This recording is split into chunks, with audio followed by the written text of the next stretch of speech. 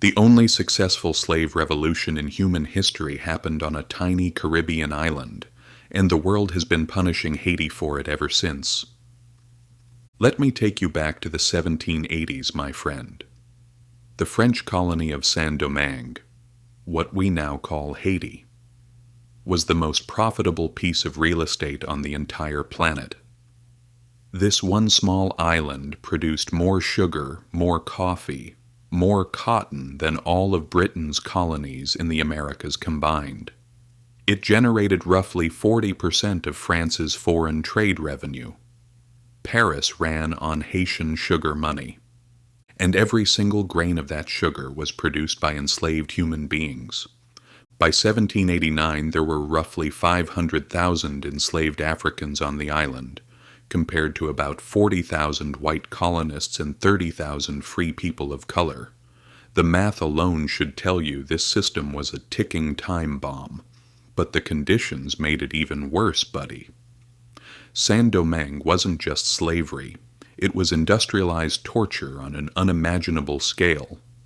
The average enslaved person on a sugar plantation had a life expectancy of 7 years after arrival. 7 years. The work was so brutal, the punishment so savage, and the conditions so lethal that the colony required a constant flow of new captives from Africa just to maintain its workforce. Between 1780 and 1790, roughly 40,000 enslaved Africans were shipped to Saint-Domingue every single year. Not because the population was growing, but because they were dying faster than they could be replaced. Plantation owners used whipping, branding, mutilation, and torture as routine management tools. They poured boiling sugar on slaves who worked too slowly. They buried people up to their necks near ant hills. This wasn't the exception, it was the system. French colonial law, the Code Noir, technically regulated the treatment of enslaved people. In practice, it was ignored entirely. The profits were too good for anyone to care. And this wasn't some distant colonial abstraction. The entire French economy was tangled up in it. The port cities of Nantes, Bordeaux, and La Rochelle grew wealthy on the slave trade. French banks financed slave ships. French insurance companies underwrote human cargo. From the dock worker to the banker, thousands of ordinary French citizens owed their livelihoods to Haitian slavery. Then came the French Revolution. When the words liberty, equality, fraternity rang through the streets of Paris in 1789, they echoed across the Atlantic in ways nobody anticipated. If all men were truly equal, what about the 500,000 people in chains on France's most valuable island? The hypocrisy was staggering, buddy. Revolutionaries who spoke passionately about the rights of man turned silent when it came to the colonies. The colonial lobby, backed by immense sugar money, crushed every attempt at reform. Liberty was for white Frenchmen, everyone else could wait. In August 1791, the answer came like a thunderbolt. Thousands of enslaved people in the northern province rose up simultaneously. It began with a voodoo ceremony at Bois Cayman, where a priestess named Cécile Fatiman and a leader named Dutty Boukman called for revolution. Within days, over 100,000 enslaved people had joined the uprising. They burned plantations, killed slaveholders, and seized weapons. The night sky glowed orange from the fires of 1,000 burning cane fields. The French sent armies to crush it. They failed. Spain and Britain sent their own forces to grab pieces of the island. They failed too. From this chaos emerged one of the most remarkable military leaders in history, Toussaint Louverture.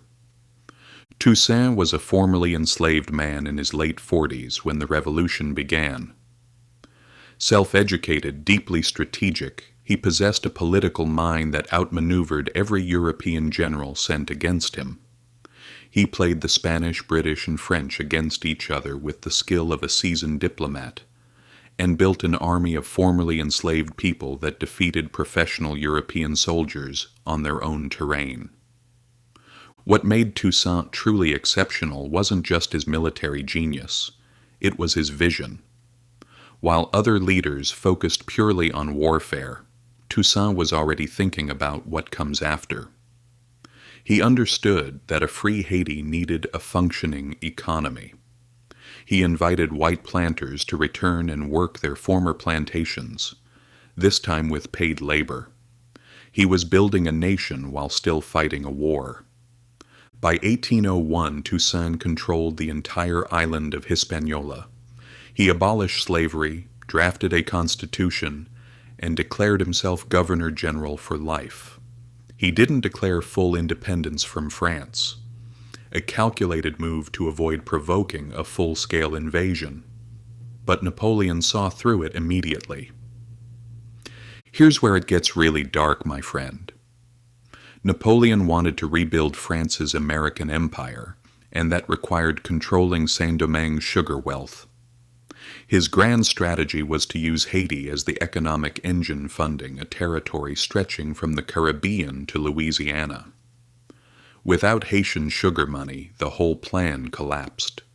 So in 1802, he sent his brother-in-law, General Charles Leclerc, with 40,000 soldiers, the largest expedition France had ever sent across the Atlantic, with secret orders to restore slavery. Napoleon wrote this in a letter. Once the rebellion was crushed, slavery would be reimposed, all the promises of liberty and equality, lies from the start. Toussaint was captured through treachery. Leclerc invited him to negotiate under a flag of truce, then had him arrested and shipped to France in chains. Toussaint was thrown into a freezing dungeon in the Jura Mountains, where he died in April 1803. His last reported words were prophetic. "In overthrowing me, you have done no more than cut down the trunk of the tree of black liberty in Saint-Domingue. It will spring back from the roots, for they are numerous and deep." He was right, buddy. The revolution didn't die with him. Jean-Jacques Dessalines took command and unleashed a ferocious campaign against the French. But it wasn't just Haitian soldiers who won. Yellow fever, a disease enslaved Africans had partial immunity to, but which devastated Europeans, killed French soldiers by the thousands. Leclerc himself died of it. Of the 40,000 soldiers Napoleon sent, fewer than 8,000 made it home alive. And here's something that rarely gets mentioned. The loss in Haiti reshaped the entire map of North America. Without Haitian sugar revenue to fund his Western Empire, Napoleon had no use for the Louisiana Territory. In 1803, he sold it to the United States for a bargain price. The Louisiana Purchase, which doubled the size of America, happened because enslaved Haitians defeated the French army. Let that sink in. On January 1st, 1804, Dessalines declared independence and renamed the country Haiti, the original indigenous Taino name for the island.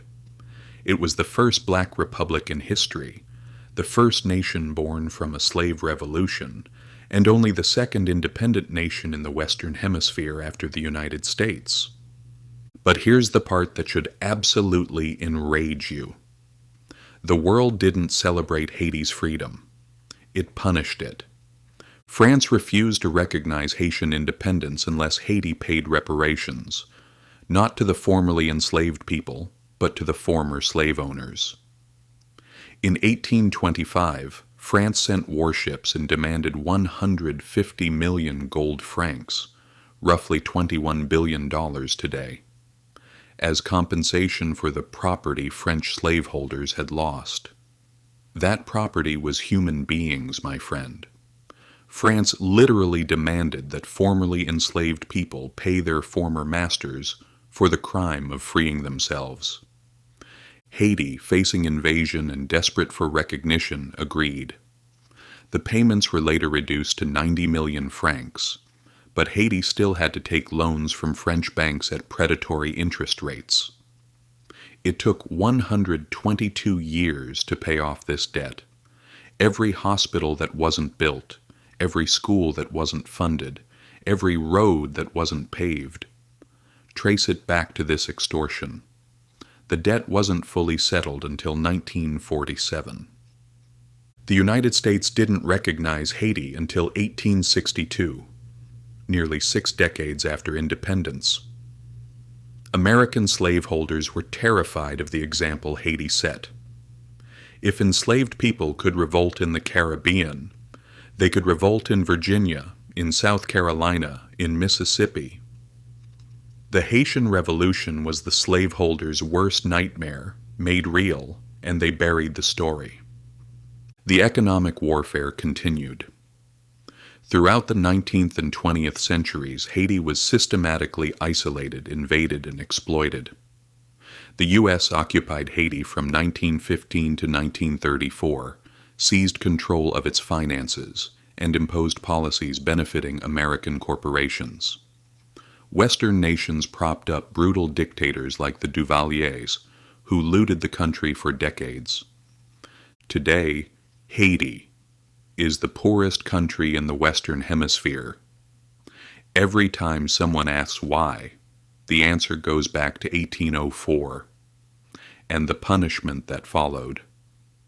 The Haitian Revolution should be celebrated as one of the greatest achievements in human history. 500,000 enslaved people defeated the armies of France, Spain, and Britain. They turned the Enlightenment's empty promises into reality. They proved that freedom isn't given, it's taken. Instead, their story has been systematically erased and forgotten. Most people can name the leaders of the American and French revolutions. How many can name Toussaint Louverture? That's not an accident, my friend. That's by design. Because the real lesson of Haiti isn't just about slavery. It's about what happens when the most oppressed people on earth rise up and win. And that's a story powerful people have never wanted told. Thanks for staying with me through this one, buddy. Hit subscribe if you believe these stories deserve to be heard. Because this is exactly the kind of history that changes how you see the world.